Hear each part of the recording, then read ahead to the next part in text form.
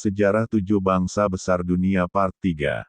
Kajian khusus dewasa. Dilandasi kesadaran atas keberadaan manusia di alam semesta yang selalu mengalami pergantian peradaban dari masa ke masa, maka perlu dilakukan pengkajian surat-surat.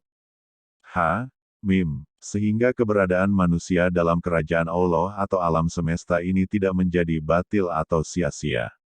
Oleh sebab itu, manusia harus mengetahui dan memahami kehendak Allah, atau bisa diartikan Tuhan semesta alam, dalam mencipta dirinya.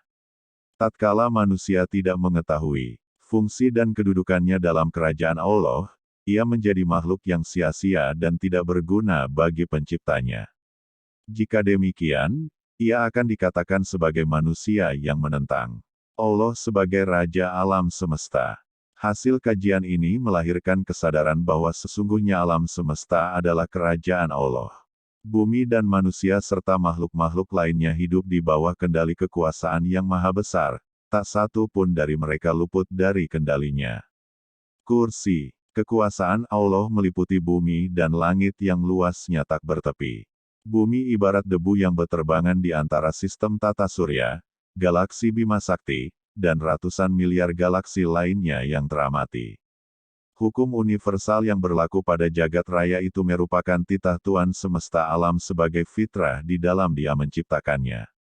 Orang-orang yang beriman dan berilmu harus bisa menjalani hidup dan kehidupannya di bumi ini dengan senantiasa menyesuaikan dan menyatukan diri dengan kekuatan makro semesta.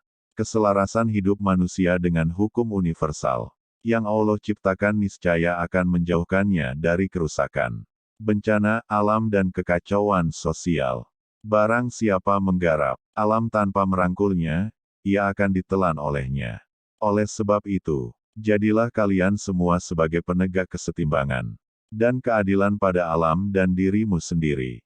Para ilmuwan dan kaum intelektual seharusnya berkesadaran bahwa suka ataupun terpaksa, manusia sedang hidup di dalam kerajaan Allah yang hidup. Sebuah kesadaran yang tidak lahir dari pola pikir agamais.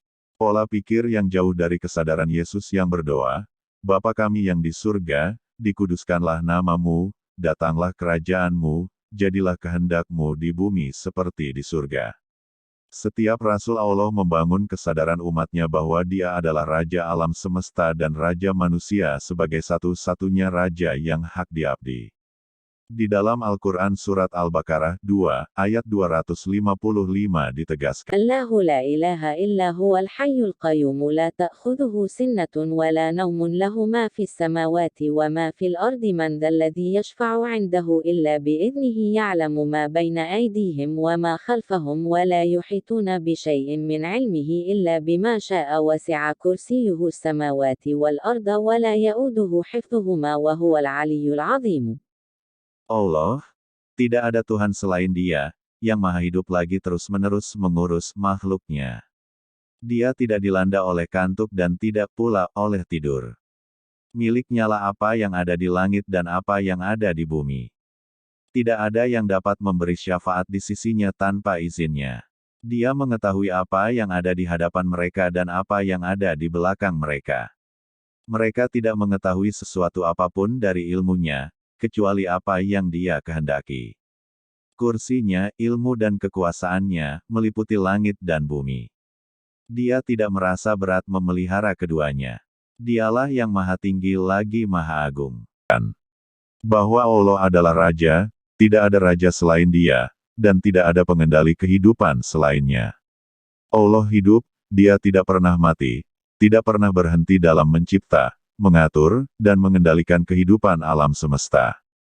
Jika seorang mukmin tidak memegang teguh prinsip tauhid ini, ia masih mengatakan adanya Tuhan, Raja, atau kekuatan lain selain Tuhan semesta alam.